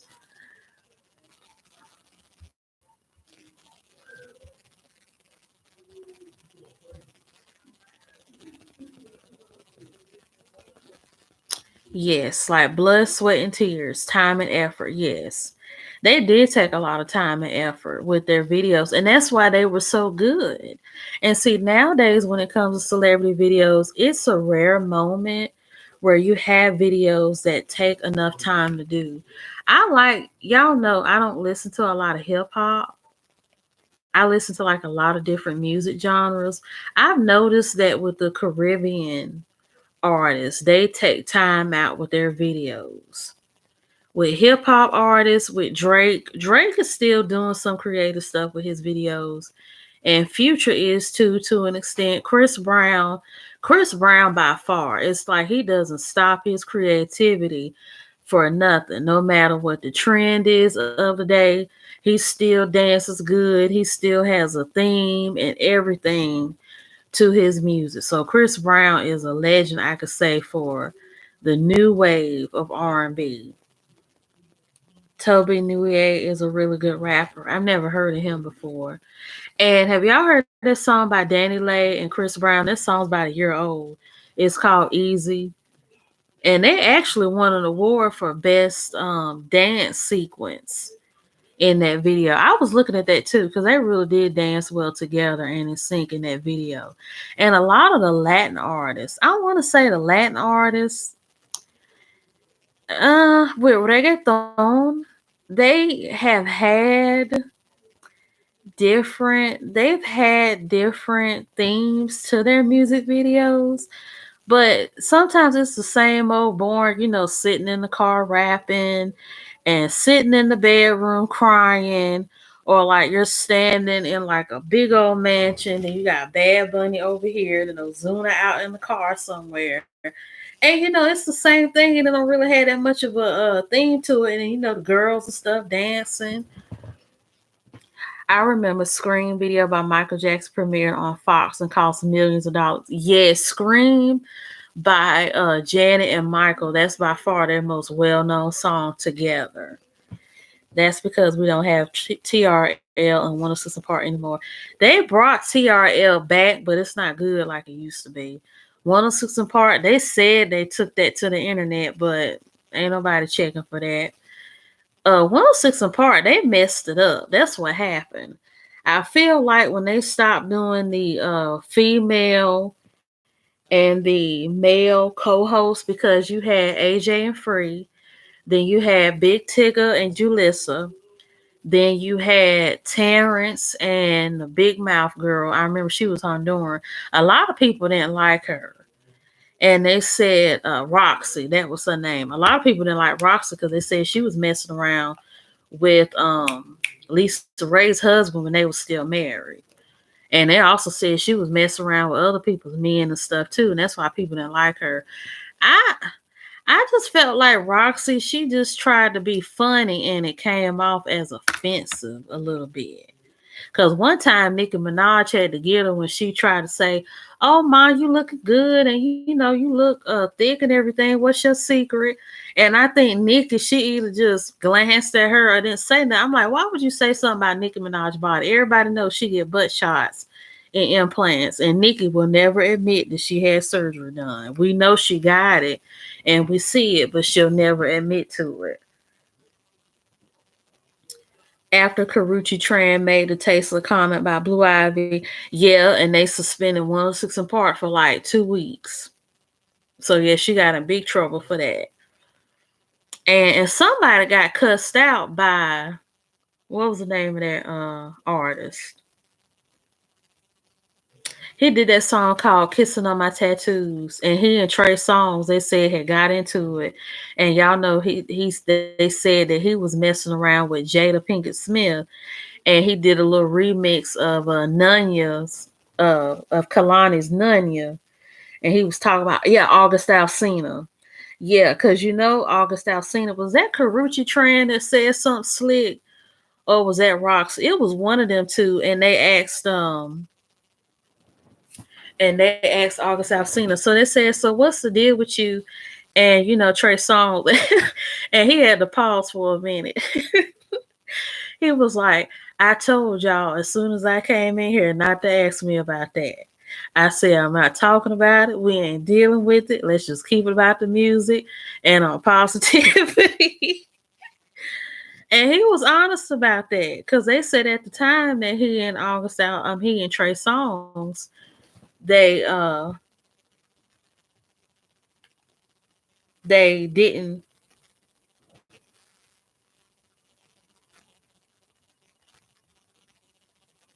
they wasn't getting along. And that was kind of like the new wave of R&B around that time, when Mindless Behavior, Trey Songz, and Mario was kind of fading out a little bit, but he was still in there. Let's see, ain't nobody checking for BET no more. Well, BET, they're trying to make a comeback by bringing back College Hill, because you know they done brought back College Hill, and this time they're doing it in Atlanta. And they trying to do a little bit better, but I feel like BET, and I just feel like BET, whatever they did that screwed them up, they don't need to do that no more. I know the man who used to own it, it was a man and wife that used to own it. And I think when they got a divorce, that's when they sold BET. Centric got jacked up too, because y'all remember that Centric was like the female version of BET. And I used to love watching them back when I was in high school, because they would do like the different music specials. Then they had like an African and Caribbean special, a moment like in the mornings, because that's how I got in tune with a lot of Caribbean and African music. And they would do like the movies, then they would have like, they had Sister Circle, and then Sister Circle is still on there. But that was around the time they was trying to make Sister Circle. Because I remember around that time it was executive produced by Queen Latifah. Then Queen Latifah either gave it up, or they probably gave us some money to take her program away from the network so they could do it in like they did with BET. And I remember they would play a lot of like the old school movies, because one time they played uh New York Undercover on Centric. Then they would play a lot of like the old school 90s 2000 movies like The Players Club, um Silver Brand, Gang of Roses. I remember they played a lot of good movies on that channel. And then they had like different dating segments. They had a lot of stuff on there for women. And they jacked that channel up too. They took it all off, and then they threw up all these rerun shows and stuff. I'm like, why are y'all messing up our channels? Like, we don't need no pay-per-view like channels. We get enough of that on Sunday mornings with the multiple miracle water preachers they like to show, and the diet plan commercials and stuff. But they jacked up Century and BET, because they used to be the stuff back in the day. And now it's like they just use it as a pay-per-view channel where they play Martin all day. They play all these Tyler Perry movies that we done seen since we was in middle school. And it's like, what are y'all doing? Like, y'all should have left the channel alone.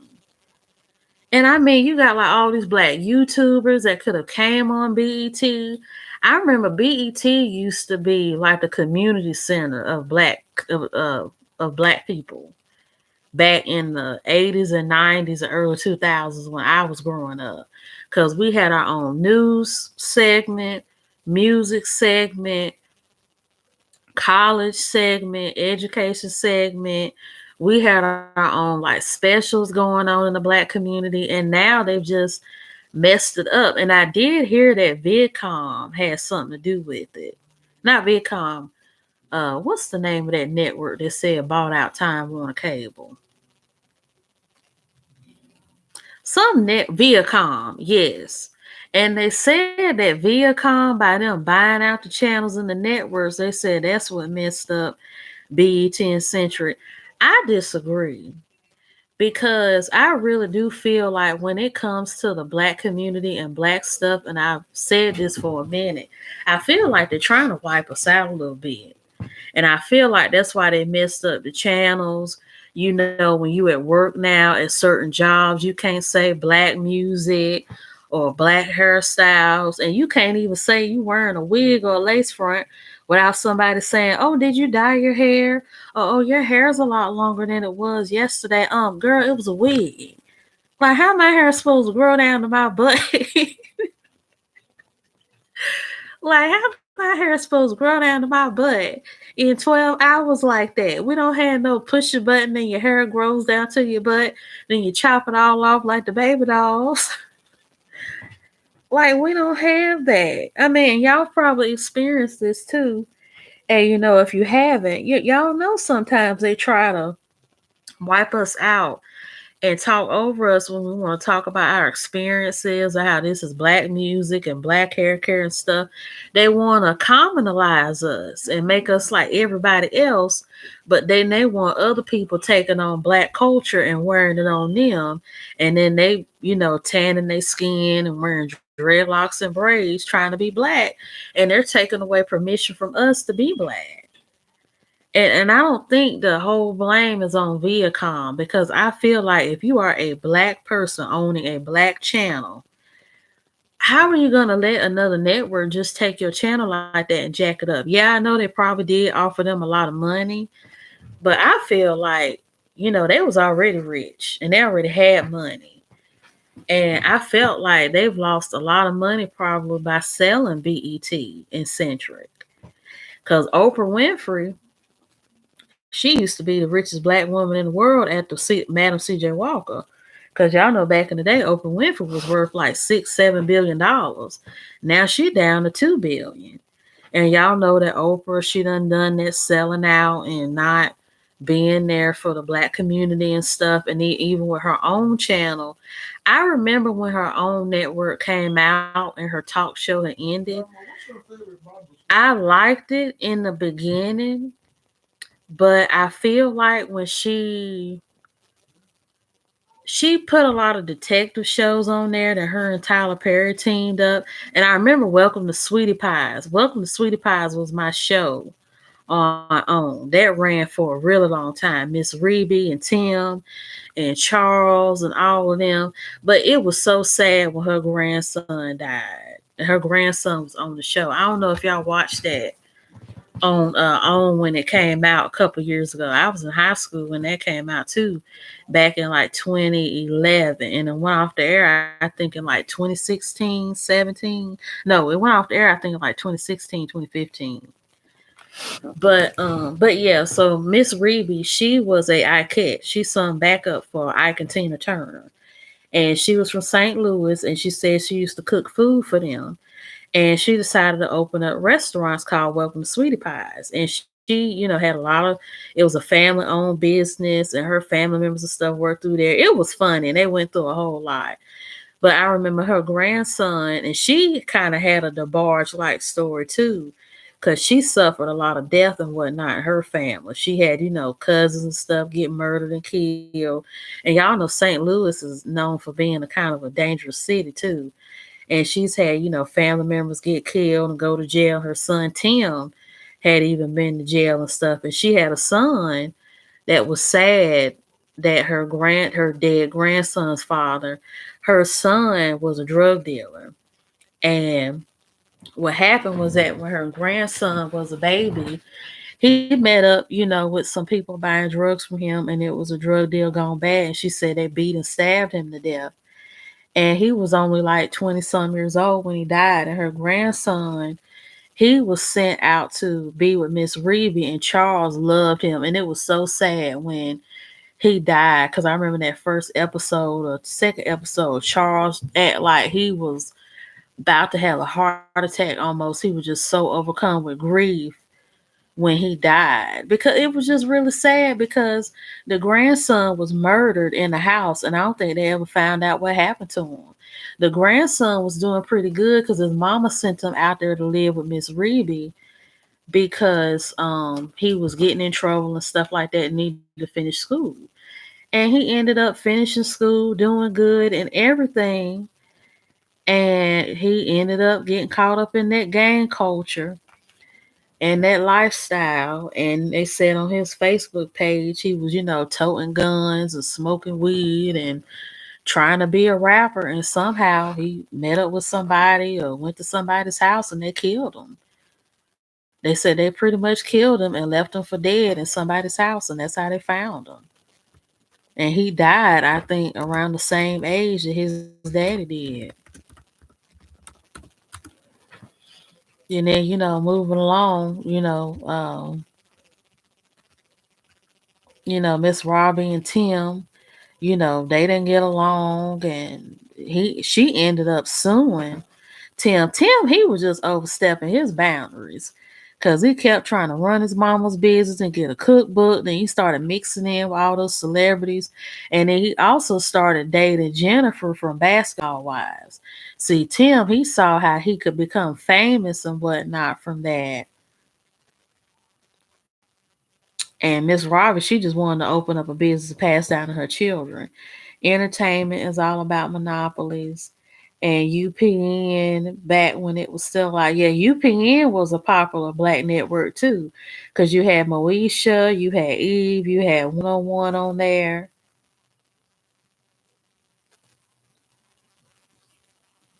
Warner Bros. And Disney. Viacom on UPN. Well, Viacom on UPN, why did they jack it? Well, they pretty much, UPN not even a station no more. Now that's somewhat WX14 channel, and I think all they play on there is like reruns and more.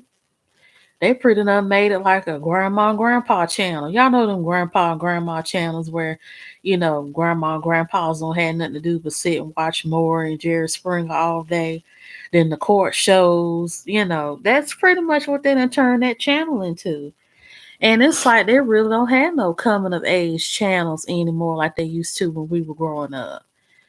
Yeah, it is a grandma grandpa channel. Y'all know when you had like Judge Mathis and Judge Joe Brown and Judge Hatcher and all them coming on throughout the day, and you could take a nap during one and wake up and another show be on, get something to eat and go outside, come in, another be on, and the stores be on. So yeah, that's pretty much what they done did to that channel. They just done jacked it up. But I hope one day that we do come back to a day where they can make TV that could actually raise children and teach morals and values and whatnot like it used to. Because this world, like they say, is going to hell in a handbasket. And a lot of these people are helping it. Because 90s babies, 80s babies, and 70s kids, we had TV that we could watch in our baby years, toddler years, adolescent years, and teen years. We could actually relate to the TV shows, like with the Cheetah Girls. I remember I had my own Cheetah Girls group when the Cheetah Girls came out. And little girls now, they don't have no Cheetah Girls groups and stuff to look up to because they don't even have like girl singer groups anymore like they used to. And a lot of the boy bands don't even exist like they used to anymore. The retirement home special. Yeah, it was. That's pretty much what it was. But and I also believe that due to technology, but I feel like a lot of these networks, they're just using technology as a way to throw stuff off on people. Cause y'all know like BET, they got a BET Plus, and then they have a VH1 Plus, then Disney Plus, and you pay all the monthly oh, excuse me, the monthly fees for that. And then you can watch like your old TV shows. But I just feel like these networks, they just being lazy and throwing them on the internet because they think everybody want to watch stuff on the internet now. And it's a way for them to make extra money because y'all know you can't watch this stuff for free on these internet services. But I wish they would, get back in the sack and start writing stuff like they used to. Because I'm like, as much as diversity as we have now, and as much of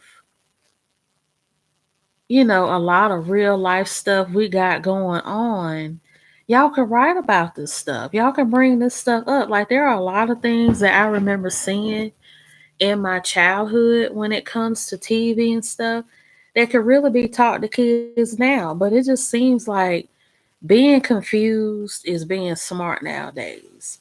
Being unaware is being woke. And being woke and being smart is seen as annoying and you know too much for your own good. But I hope you all like this video. Don't forget to like, leave a comment section in the comment in the I always mess up on that part. Don't forget to leave a comment in the comment section. And thank you guys for watching my live as well as watching and tuning into my channel. And once again, thank you for my 200 subscribers. Have a good night. Bye.